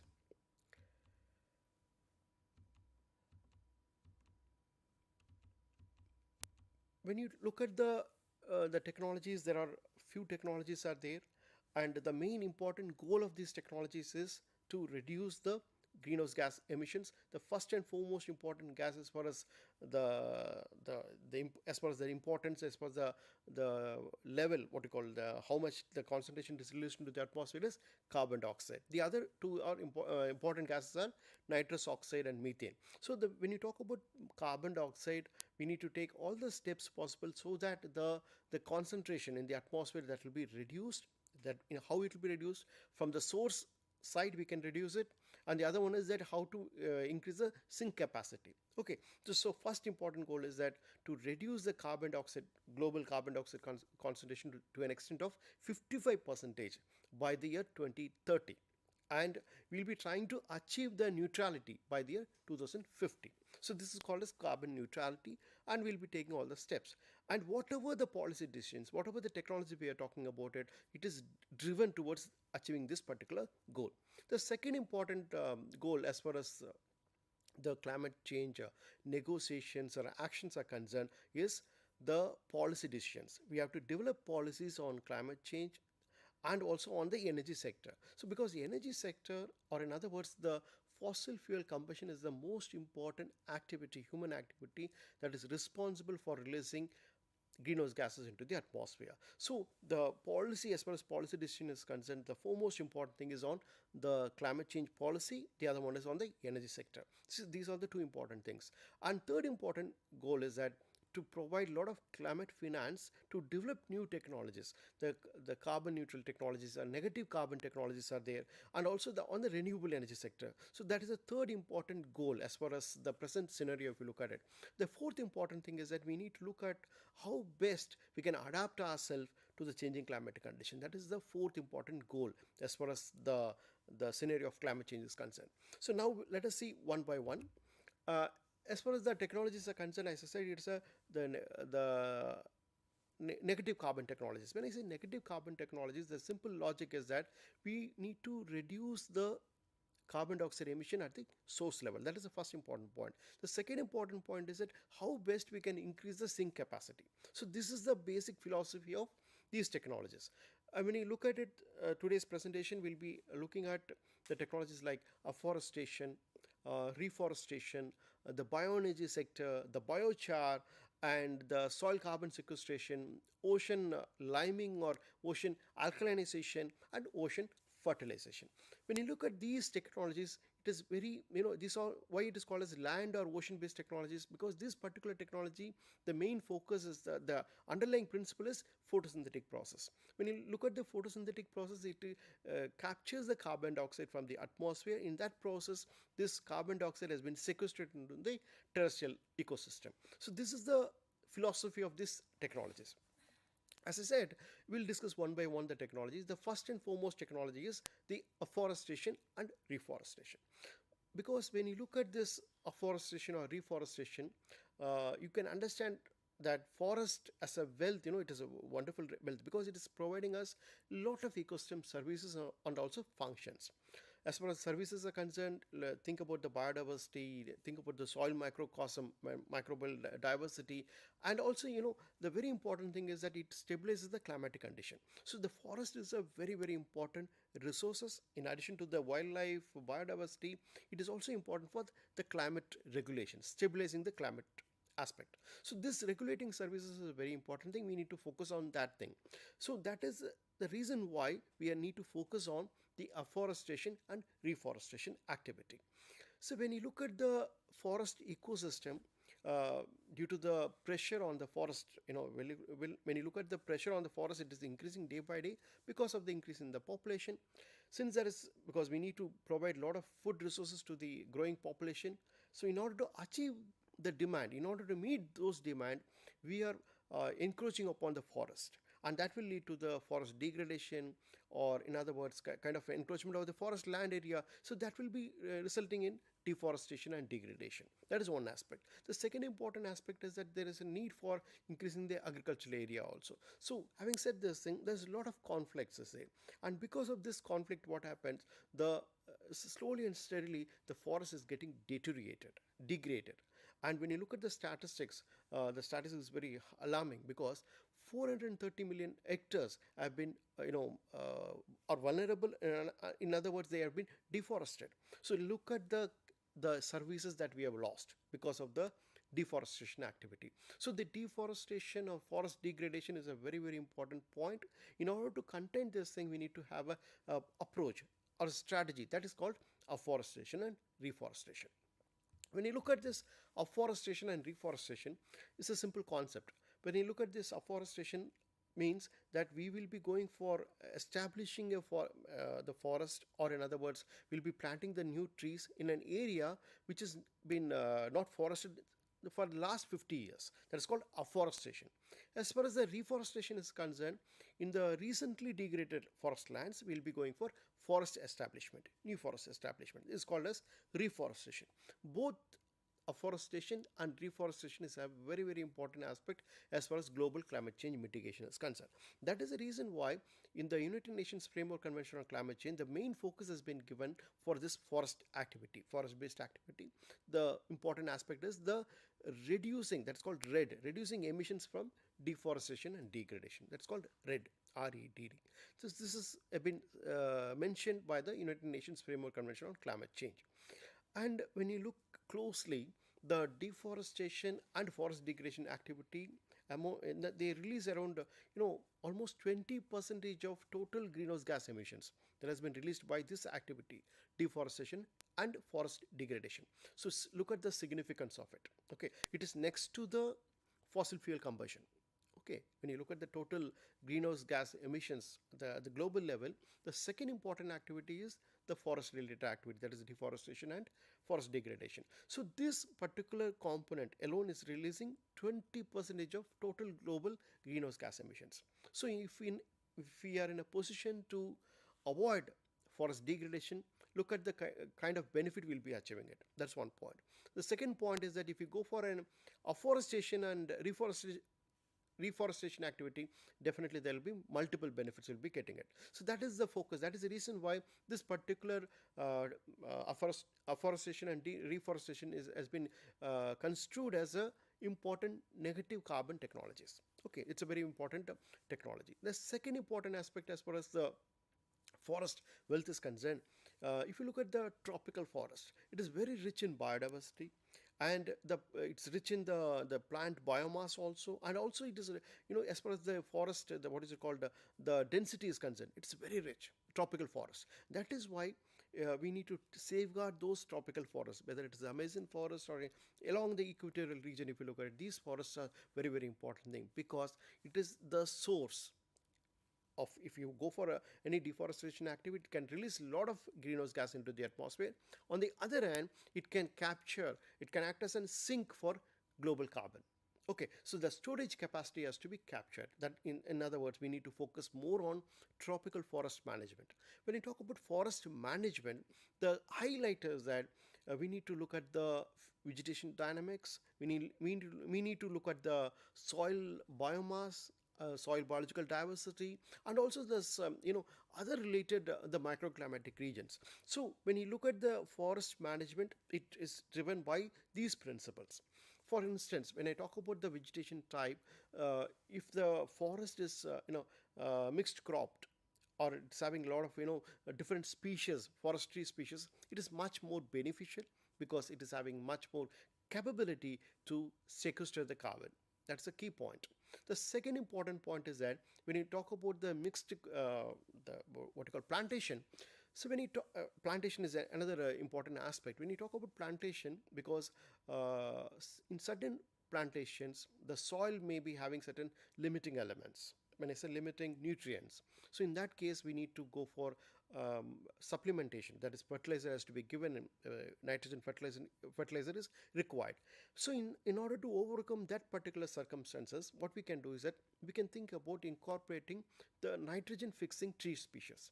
So that will be an added advantage. So in mixed cropping is the most favorable aspect as far as the carbon sequestration is concerned. Okay, that is one thing. The third important aspect as far as the forest management is concerned, we need to look at the dynamics in the soil capacity. How best we can improve the biological diversity that is in the soil ecosystem. So that can also have a drastic effect on the overall well-being of the forest, or in other words, definitely the forest biomass. So that will be also, because when I talk about forest biomass, whatever the carbon is sequestered, it is for a longer period of time. So that is essentially, it's a very important aspect as far as climate change mitigation is concerned. So this is the first and foremost important technology that we have discussed. The second important aspect as far as the land and ocean based technologies are concerned, that is the soil carbon sequestration. So when you talk about soil carbon sequestration, because what I'm trying to say is that the carbon in the atmosphere that has to be sequestered, and it has to be captured by certain living organisms in the soil, and thereafter it should be for the longer period of time. In other words, the residence time we are increasing. So if that is the case, because we are enriching the soil with the organic carbon. So this organic carbon is having multitude of benefits to the soil ecosystem, whether for the growth of the plants, for the growth of the microorganisms, even for the dynamics of the soil ecosystem. The carbon is very, very important, because that will have a positive effect on other micronutrients also. So that will be helping the plants that we grow, and that will be helping the soil.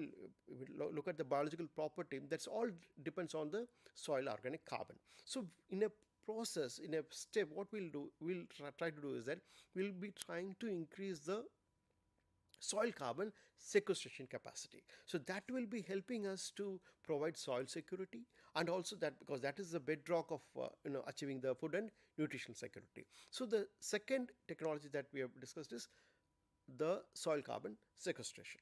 The third important thing is biochar.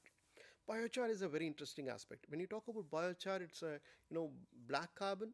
When I say black, it's a kind of a solid biomass, solid material that we will be achieving. We will be getting it through a pyrolytic process from the biomass. Okay, the temperature is almost around 700 degrees centigrade, and the condition when how this biochar is produced is the oxygen limited condition. So under oxygen limited condition, under a very high temperature of 700 degrees centigrade, the biomass is converted into biochar. So in the process, if you look at it, there are multitude of processes involved, and in the process what happened, the biochar, what we'll be getting is, it will be having more of carbon, as I said, and also the aromatic structure, that is also very recalcitrant in nature. So when you say recalcitrant, and also the carbon content is much more in the biochar, the point what I want to say is that this can be a wonderful resource for the soil, because it can act as a fertilizer or manure. In addition, also because it is having a wide benefit, because when I say wide benefit, the carbon in the biochar, that will be in the soil system for a longer period of time. It will not be mineralized so soon. That's the reason this biochar is recalcitrant in nature. Okay, and this biochar, what we have discussed, is that can be produced from the biomass, whether it's a lignocellulosic biomass or the crop waste, agriculture waste, so the wood waste. There are many waste. From those waste we can produce the biochar, and those biochar, since it is having a multitude of benefits, that can be applied to the soil condition, and in that way, in addition to getting the benefits in terms of soil fertility and in enhancement of soil productivity, it can also help us to sequester the carbon. So in other words, it will be best for regulating the climatic condition. So this is the second important technology, that is called biochar. Third important technology is a very interesting thing, that is about the bioenergy. Bioenergy is whatever biomass we are talking about, is that bioenergy. The biomass will be converted into bioenergy. In addition, what we'll be trying to do is that we'll be capturing the carbon dioxide. It's a very, very interesting the technology. It's called BECCS. Okay, let us look at this particular slide. Bioenergy with carbon capture and storage. It's called BECCS. Okay, this technology is very significant. Why? Because it's carbon negative in nature. Because in this technology, in addition to the climate mitigation, we are generating energy also. So that is a very significant aspect as far as this technology is concerned. So will be trying to use certain technologies. By that way, the biomass will be converted into bioenergy. The technologies may be like your pyrolysis, gasification, fermentation, or combustion. So because of these technologies, we'll be getting multitude of benefits. Not only bioenergy, we'll be in a position to synthesize the biochemicals. Value-added chemicals will be synthesizing. So these chemicals are very, very essential, because we'll be getting the value-added products. So we'll be getting the benefit from the waste. So the biomass is converted to bioenergy. That is one aspect of it. The second important aspect as far as this technology is concerned, in the process of generating the bioenergy, there are the products like carbon dioxide also will be released. The carbon dioxide is a very important greenhouse gas. So this carbon dioxide, out of the resultant products in the carbon dioxide, this carbon dioxide also has to be captured, and once it is captured, that has to be stored in the geological substratum. And that is the key aspect, because whatever the carbon dioxide that is generated during the process of bioenergy generation, that also has been captured, and it has been saved for a longer period of time, stored for a longer period of time.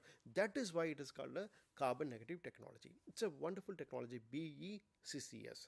A lot of research is happening in this particular field. So how best we can capture the carbon, and how can it be stored for a longer period of time. That is the key thing that's happening as far as this technology is concerned. And nevertheless, if we look at this particular technology, we need to focus more on the the biomass, what type of biomass can be used for generating more of bioenergy. That is the thing that's been discussed in this particular technology. So another technology, when you look at it, is that it is related with the ocean. Ocean, when you talk about ocean, there are two important technologies are there. One is ocean fertilization, the other one is ocean liming. So when you talk about ocean liming or ocean alkalinization, what is that? Because ocean, when you think about ocean as a body, what comes to your mind is that it is the very important resource, or that is one thing. And the second important thing is that it is actually a storers of carbon.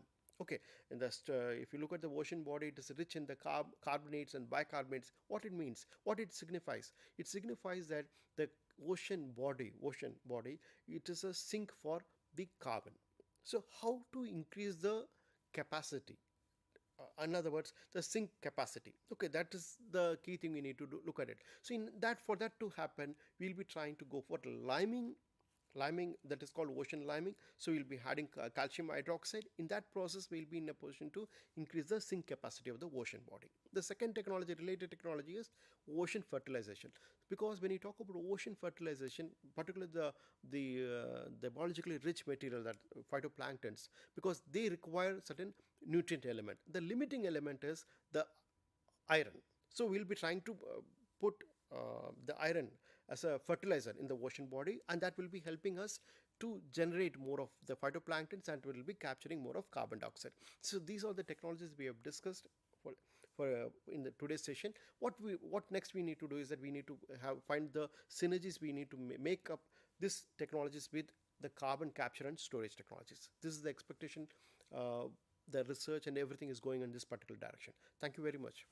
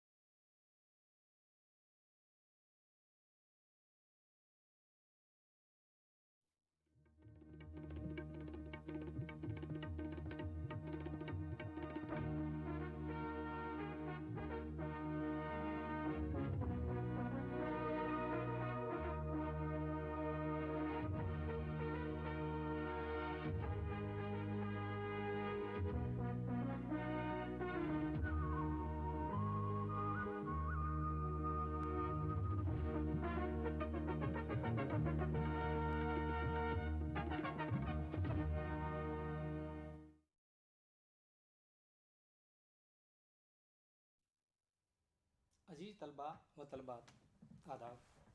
आज जिस मौजू पर गुफ्तगू होगी वो हिंदुस्तानी समाज में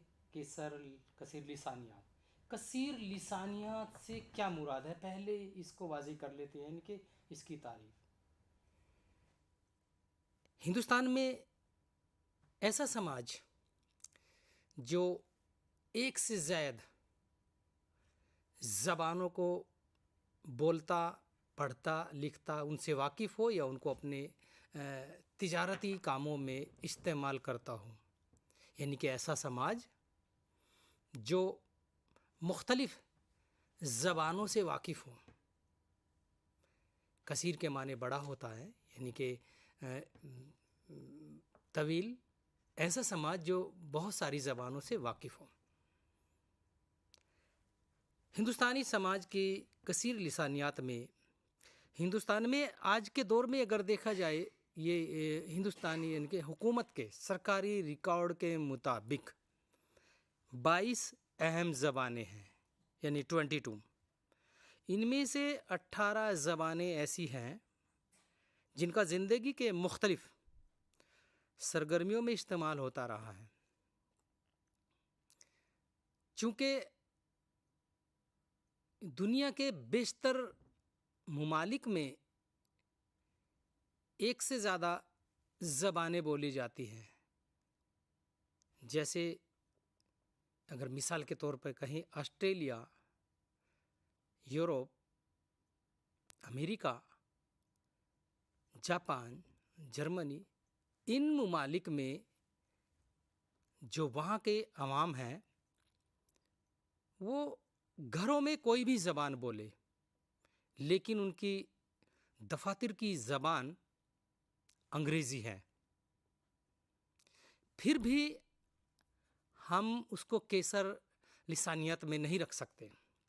यानी कि इसको यूँ कह सकते हैं कि वहाँ बड़े पैमाने पर दफातर में अंग्रेज़ी बोली जाती है, नहीं कि अंग्रेज़ी पूरे मुल्क में इस्तेमाल होती है।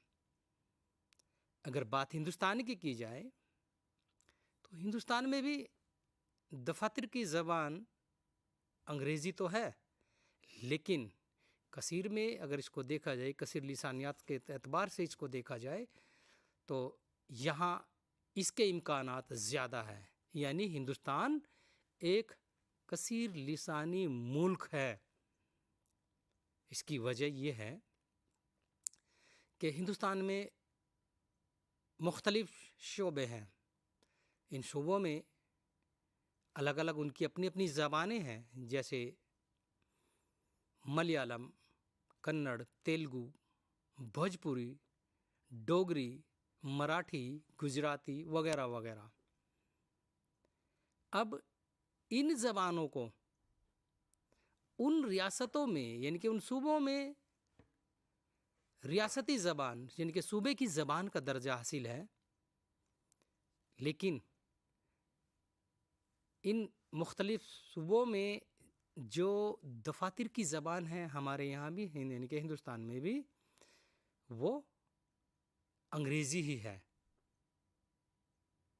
चूँकि कसीर लिसानियत का हमें इसकी ज़रूरत क्यों पड़ी, इसके बारे में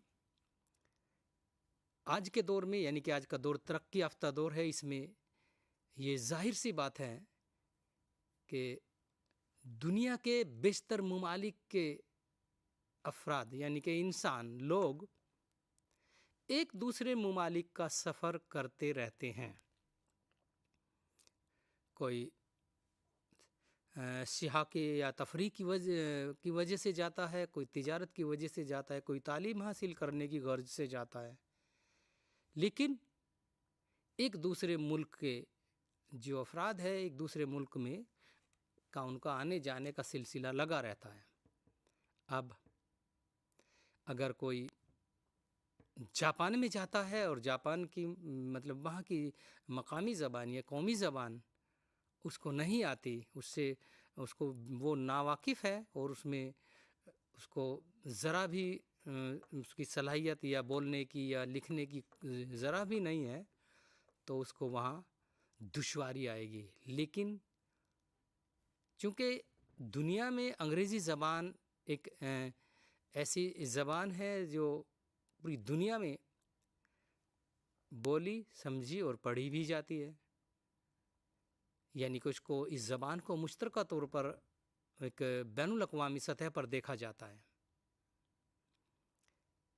अगर बात अपने मुल्क की जाए, नॉर्थ इंडिया यानी कि शुमाली हिंद से अगर कोई अदीब या कोई फ़र्द यहाँ से दक्कन में जाता है, तेलुगु यानी कि तेलंगाना में जाता है, हैदराबाद जाता है या नॉर्थ ईस्ट की रियासतों में जाता है, तो वहाँ वो हिंदी अगर बोले तो उन लोगों से वो रब्ता नहीं कर पाएगा,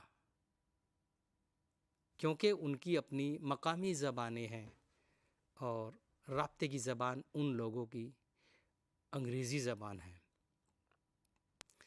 चूँकि ये निज़ाम हमारे मुल्क में ज़माना क़दीम से चला आ रहा है, कालिदास ने अपना एक नाटक जो शकुंतला के नाम से है उसमें लिखा, उसमें मैथिली, अवधी और संस्कृत के अल्फाज को इस्तेमाल किया यानी कि, और वो एक बहुत मकबूल नाटक हुआ। इसके अलावा अवधी के बहुत से कवियों ने यानी कि शौरा ने इस निज़ाम को बरकरार रखा। बात अगर हिंदी की जाए तो ब्रज, मैथिली, भोजपुरी, इन ज़बानों को बोलने में, इन ज़बानों को इनसे वाकिफ़ होने में, इनके हम यूँ कह सकते हैं कि ये हिंदी की अलग अलग शक्लें हैं। इनमें यानी कि जैसे अगर कोई हिंदी वाला, हिंदी बोलने वाला इस खित्ते या इस इलाके या इस सूबे से बाहर जाता है तो उसको दूसरे सूबे की ज़बान को समझने, बोलने में दुश्वारी पेश आएगी। मिसाल के तौर पर अगर बिहार का रहने वाला या मशरक़ी यूपी का कोई इंसान बम्बई चला जाता है तो वहाँ पर उसको मराठी से वाकिफ़ होना पड़ेगा, यानी कि बम्बैया उर्दू हम उसको कह सकते हैं कि वो बम्बैया उर्दू में बोल रहा है, यानी कि बम्बैया उर्दू उसको हम कह सकते हैं।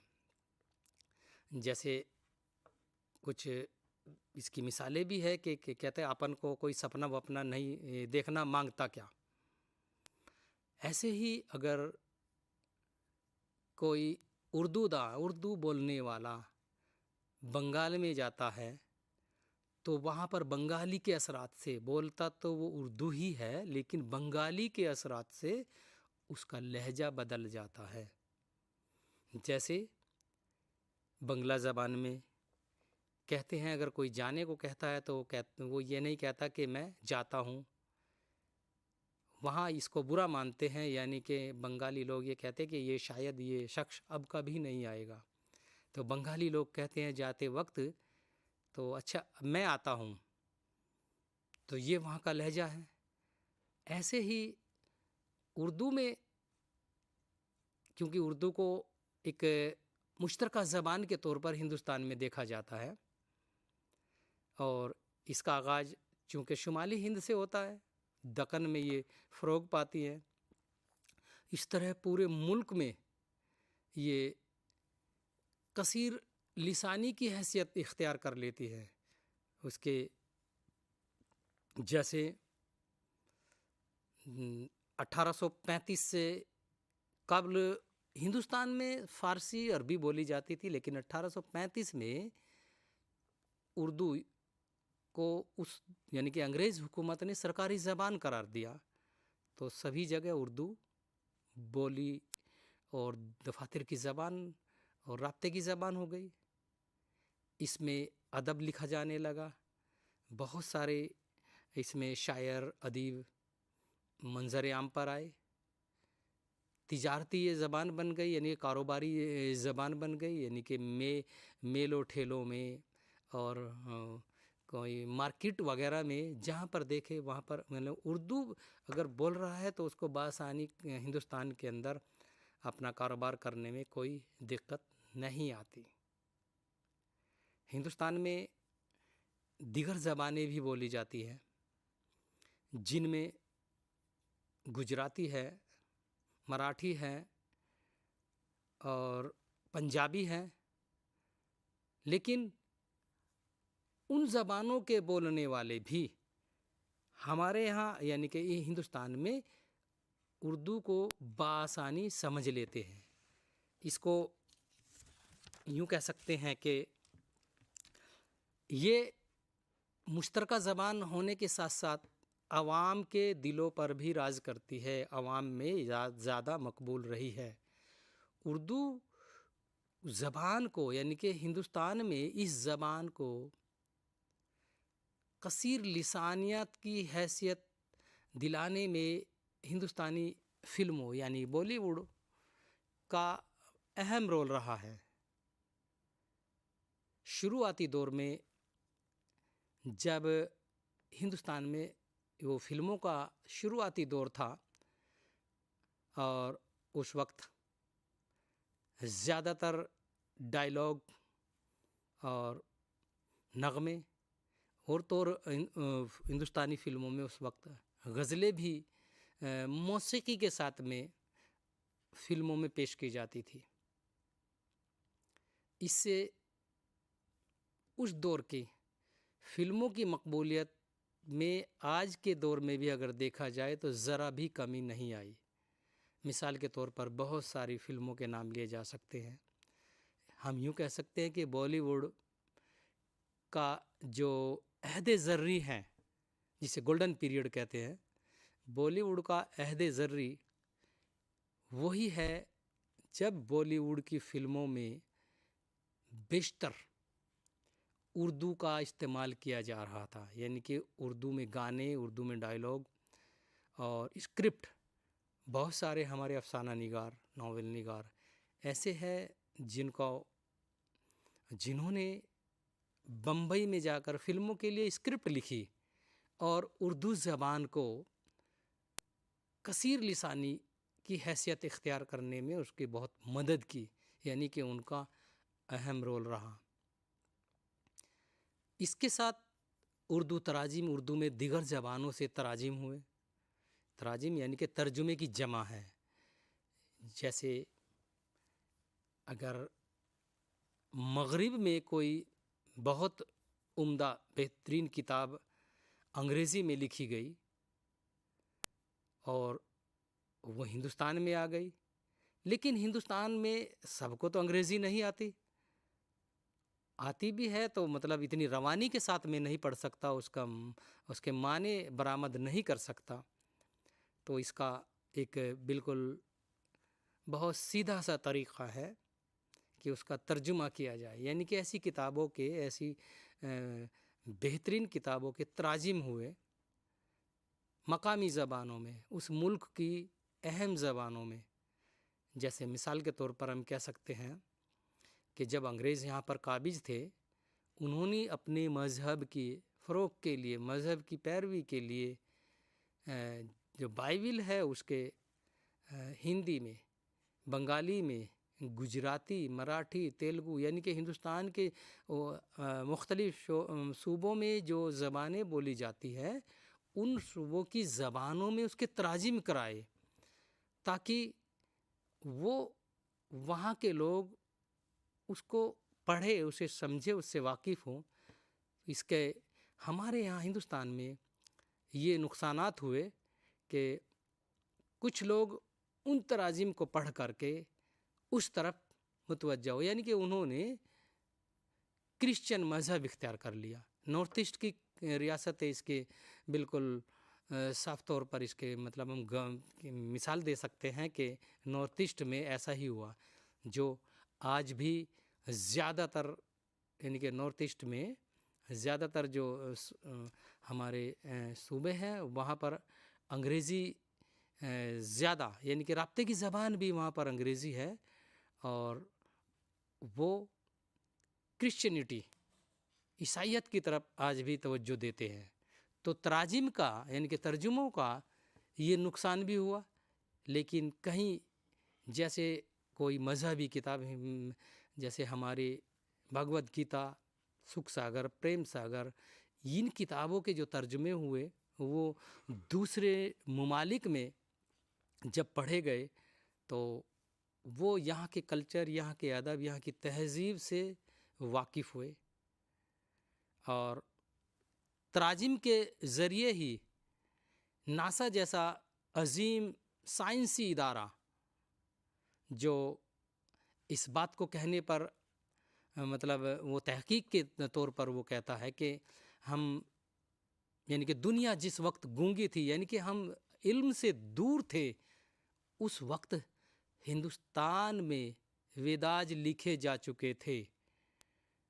तो ये एक हमारे मुल्क के जो कसीर लिसानियात है उसको ज़ाहिर करता है, हमारे समाज में कसीर लिसानियात को ज़ाहिर करता है कि हम ज़माना कदीम से एक बाशऊर समाज रखते हैं। हमारे यहाँ मुख्तलिफ ज़बानें होने के साथ साथ हमने उसमें बेशतर ऐसा अदब लिखा वो मजहबी या दीगर मैंने गैर मजहबी, लेकिन वो हिंदुस्तान के बाहर बहुत ज़्यादा मकबूल हुआ।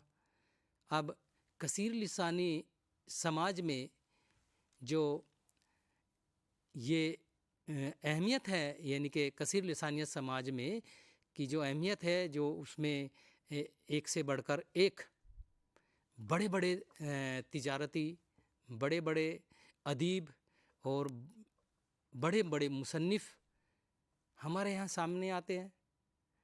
जैसे पाणिनि ने संस्कृत में व्याकरण लिखा, और उर्दू में एक से बढ़कर एक बड़े शायर, गालिब, मोमीन, मीर तकी मीर, मीर दर्द वगैरह वगैरह, इनकी जो तख्लीक़ात है, यानी कि इनके जो दीवान हैं, इनके दीवान के तराजिम हुए। और जब वो दीगर ज़बानों में, यानी कि इनके शायरी से लुत्फ़ अंदोज़ हुए दूसरी दीगर ज़बानों के अदीब, तो ये एक उर्दू के लिए इसको हम कसीर लिसानी के ज़मरे में रख सकते हैं, यानी कि उसको शुमार कर सकते हैं। कसीर लिसानी समाज में बेशतर वो अनासिर होते हैं जो समाज को तरक्की की ओर ले जाते हैं, तरक्की याफ्ता बनाते हैं। हिंदुस्तान में अगर ये देखा जाए कि कसीर लिसानियात दीगर मुल्क ममालिक में ना के बराबर है, इसके मुताल्लिक हम यूँ कह सकते हैं कि कसीर लिसानियात हिंदुस्तान की मजबूरी है, क्योंकि यहाँ पहले मुस्लिम हुक्मरां काबिज रहे, उसके बाद अंग्रेज़ आ गए, तो उन सब ने अपने अपने कल्चर को हम पर थोपा, उन अपनी तहज़ीब को हमारे ऊपर थोपने की कोशिश की। और कई हुक्मरां ने तो मिटाने की कोशिश की, लेकिन हमारी तहज़ीब यानी कि हिंदुस्तानी तहज़ीब, यहाँ के अनासिर और यहाँ का कल्चर ज़िंदा रहा, आज भी ज़िंदा है। अब चूँकि हिंदुस्तान उस वक्त से ही यानी कि मुगलिया दौर से ही अलग अलग रियासतों में टुकड़ों टुकड़ों में बटा हुआ था, और हर रियासत की अपनी ज़बान थी। जैसे राजस्थान में ही हर 25 किलोमीटर या 30 किलोमीटर पर ज़बान का लहजा बदल जाता है। ये राजस्थान ही नहीं बल्कि यूपी, पंजाब, बंगाल, सब पूरे मुल्क में है। अब चूँकि जब लहजा बदल जाता है तो वो एक उसमें देखने में यह आता है कि वो उसको दूसरी ज़बान समझते हैं, लेकिन वो अगर यूपी में खड़ी बोली में देखा जाए तो वो मैं उसको इस्तेमाल नहीं करना चाहूँगा कि ऐसे ऐसे अल्फाज हैं जो मतलब उनको दूसरी ज़बान के अल्फाज हम समझते हैं, लेकिन उसको समझ लेते हैं, समझ में आ जाते हैं। ऐसे ही जैसे हमारे हिल एरिया हमारी रियासतें हैं, कश्मीर, हिमाचल, उत्तराखंड, इनमें मुख्तलिफ जो ज़बानें हैं, कुछ बोलियाँ हैं, कुछ बोलियाँ ऐसी है जो सिर्फ किसी घाटी तक ही महदूद रह जाती है, यानी कि उसके बाहर नहीं निकल पाती। लेकिन जब वो वहाँ के अवाम बाहर निकलते हैं, यानी कि शहरों की तरफ आते हैं, तो उनकी जो अपनी जो बोली है वो उसको हाँ, छोड़ने पे, यानी कि उसको बोलने से तो काम नहीं चलेगा, क्योंकि उस बोली को समझने वाले बाहर ना के बराबर होते हैं। इसलिए वो उस शहर की, उस जगह की जो आम ज़बान है उससे वाकिफ़ होना बेहद ज़रूरी समझते हैं। और ये जब अपने उस खित्ते में जाते हैं तब उसके असरात वहाँ भी देखने को मिलते हैं, यानी कि कसीर लिसानियात आहिस्ता आहिस्ता यानी कि उन खित्तों तक भी पहुँच जाती है जहाँ के अवाम तालीम याफ्ता नहीं है, या वो बिल्कुल उस खित्ते तक ही महदूद रहना चाहते हैं, या उससे बाहर निकलना नहीं चाहते।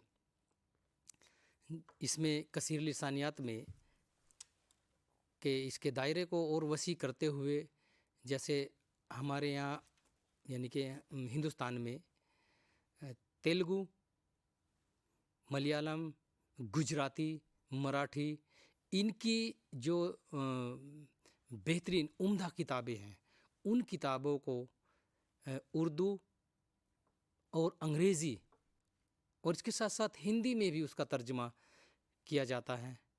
और इसके लिए हिंदुस्तान में एक भाषा की यानी कि ज़बान की एक एकेडमी कायम की गई है, जिसे जो साहित्य एकेडमी के नाम से जानी जाती है, बहुत मशहूर है। वो इसका सदर दफ्तर दिल्ली में है।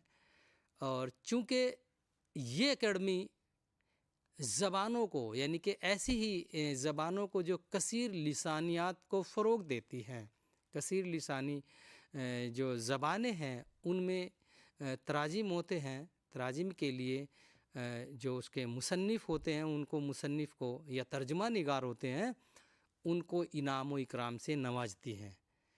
तो ये काम एक अहम काम है कि ऐसे ज़बानों को फ़रोग मिलता है। तो हिंदुस्तानी समाज में कसीर लिसानियात एक अहम और बहुत ज़रूरी ये एक मुद्दा है, यानी कि इसको फ़रोग में हासिल होना चाहिए। कसीर लिसानियात की बदौलत ही हिंदुस्तान की दारुल सल्तनत यानी कि दिल्ली में दिल्ली से बाहर यानी कि मुल्क के दीगर सूबों से या दीगर ममालिक से आए हुए बाशऊर यानी कि तालीम याफ्ता इंसान अपनी अपनी ज़बानों को फ़रोग देते हैं।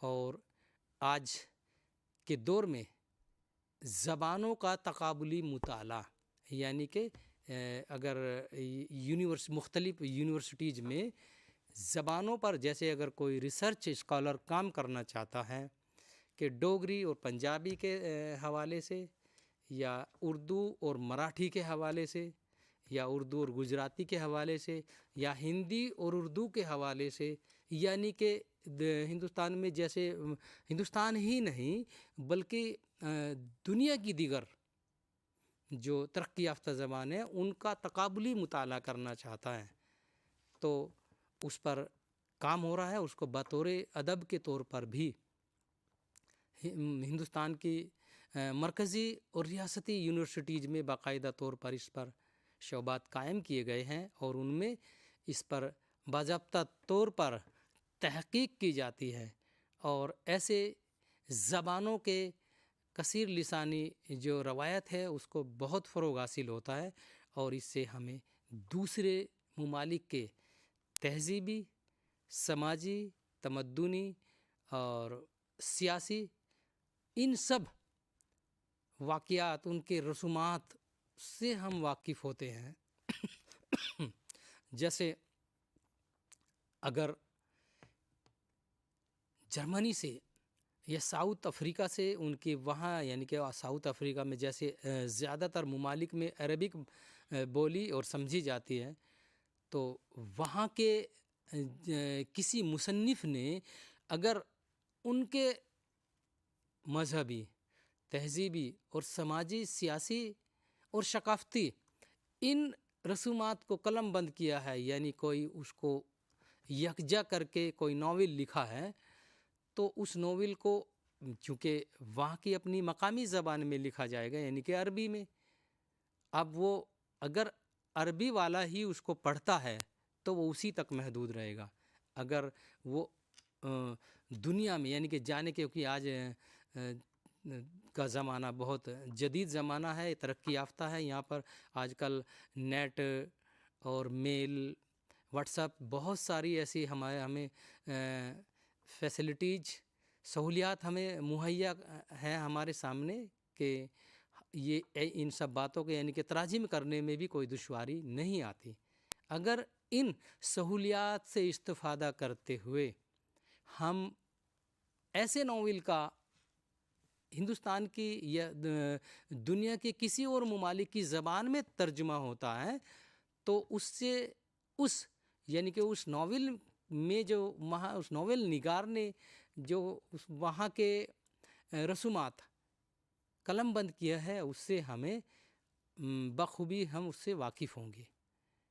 इस तरह एक ये अरबी ज़बान का एक कसीर लिसानी पैमाने पर ये फ़रोग हो जाता है। ऐसे ही ये सिलसिला सिर्फ अरबी, उर्दू या हिंदुस्तान की दीगर ज़बानों का नहीं, बल्कि पूरी दुनिया में चलता रहता है। और ज़बानें वही फ़रोग पाती है, वही ज़बान कसीर लिसानियात की के दायरे में शुमार की जाती है जिसका फ़रोग ज़्यादा हो, जो ज़्यादा से ज़्यादा, यानी कि आवाम तक उसकी ज़्यादा से ज़्यादा रसाई हो, आवाम उससे बखूबी वाकिफ़ हो। और इस तरह कसीर लिसानी, हिंदुस्तान में कसीर लिसानी समाज, यानी कि वो समाज जिसमें एक से ज़्यादा ज़बानें बोली, समझी, पढ़ी और लिखी जाती हो, यानी कि मुख्तलिफ़ ज़बानों से वाक़फ़ियत रखने वाला समाज को हम कसीर लिसानी समाज कहते हैं। इसके साथ ही मैं अपने मज़मून को इख्तिताम तक ले जाता हूँ। आदाब।